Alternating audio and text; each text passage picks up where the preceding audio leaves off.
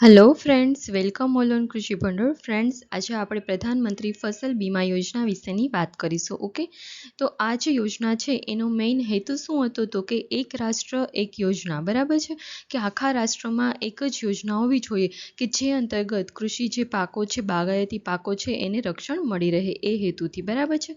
તો સૌપ્રથમ આ જે યોજના છે એની જાહેરાત 13 જાન્યુઆરી 2016ના રોજ કરવામાં આવેલી હતી, બરાબર છે. અને હવે આપણે વાત કરીએ આ જે યોજના છે એના અગત્યના પોઈન્ટ કે જે આપણા exam point of view important હોય છે, બરાબર છે.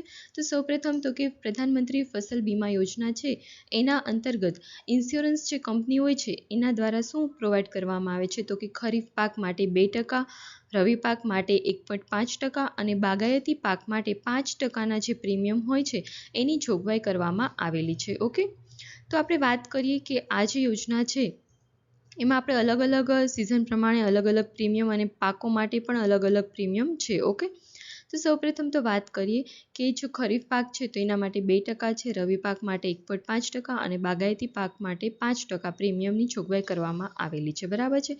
અને આ જે પોઈન્ટ છે આપણા એક્ઝામ પોઈન્ટ ઓફ વ્યૂ ખૂબ જ ઇમ્પોર્ટન્ટ છે, કેમ કે ઘણી પાસ્ટ યરમાં પણ આ એક્ઝામમાં આ ક્વેશ્ચન પૂછાયેલા છે આપણને.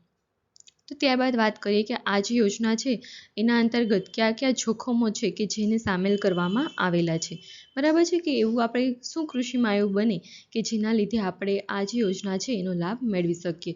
તો સૌપ્રથમ તો કે આ જે યોજના છે એનામાં કૃષિ જે પાકો હોય છે એના દરેક જોખમો હોય છે, જેમ કે પાકની વાવણી પહેલાં તથા પાક ઊભો હોય ત્યારે અને પાકની કાપણી પછી કંઈ પણ જો થાય, દુષ્કાળ આવે અથવા તો કોઈ પૂર છે, રોગ છે, જીવાતો આવે, કુદરતી આગ લાગે, વીજળીથી થતું હોય છે નુકસાન, કંઈ તોફાનો આવે, ચક્રવાત આવે અથવા તો કરા પડતા હોય, માવઠા જેવી કોઈ સિચ્યુએશન થાય અથવા તો વધુ વરસાદના લીધે જમીનનું ધોવાણ થઈ જતું હોય, ભૂસ્ખલન થતું હોય, એવા બધા પરિબળોની સામે આપણને પ્રધાનમંત્રી ફસલ બીમા યોજના અંતર્ગત ખેડૂતોને રક્ષણ આપવામાં આવશે, બરાબર છે. મતલબ કે ત્યારે આ બધા પરિબળો હોય છે, આ બધા સિચ્યુએશન જો ક્રિએટ થાય તો આ યોજનાનો ખેડૂતો લાભ લઈ શકે છે.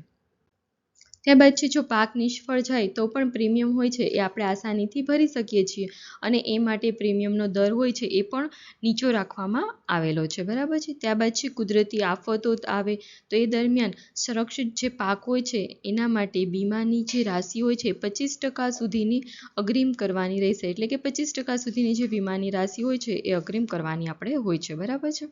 ત્યારબાદ છે આ યોજનામાં વીમા પર કોઈ નહીં હોય, જેથી ખેડૂતોને સંપૂર્ણ સંરક્ષણ મળી રહેશે. એટલે કે જે આ વીમા છે એ આપણે જે પ્રીમિયમ હોય છે એ ડાયરેક્ટ ખેડૂતોને જ પે કરવાનું હોય છે, વચ્ચે કોઈ મીડિયેટર હશે નહીં. ઓકે, ત્યારબાદ છે આપણે જે આ પ્રધાનમંત્રી ફસલ બીમા યોજના છે એ કેના અંતર્ગત આવે છે તો કે એક રાષ્ટ્રીયકૃત વીમા સ્કીમ હતી કે જે પહેલાં NAIS તરીકે યુઝ થતી હતી અને હવે એના અંતર્ગત પ્રધાનમંત્રી ફસલ બીમા યોજના આવેલી છે, બરાબર. કે હવે બંને એક જ કરી દેવામાં આવેલી છે.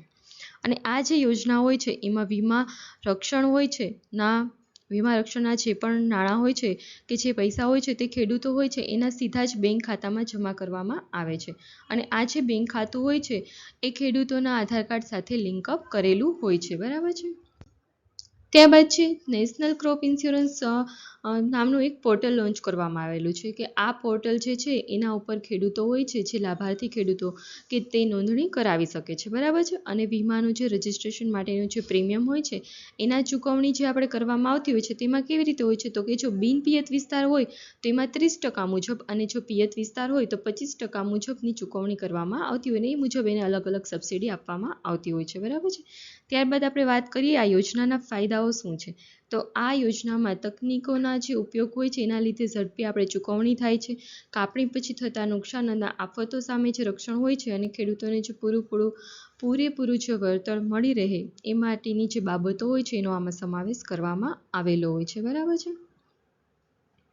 ત્યારબાદ છે યોજનાની મર્યાદાઓ. તો આ યોજનાની મર્યાદા શું છે તો કે રાજ્ય સરકાર દ્વારા પ્રીમિયમની જે રકમ હોય છે એની ચૂકવણીમાં ઘણી વખત ડીલે થતું હોય છે અથવા તો નીચો પ્રીમિયમ દર રાખવામાં આવેલો હોય છે અથવા તો જે જંગલી પ્રાણીઓ હોય છે એનો જો કંઈ હુમલો થાય તો એના સામે જે રક્ષણ હોય છે એના માટે પાયલોટ આધાર પર આપવામાં આવતું હોય છે, બરાબર છે.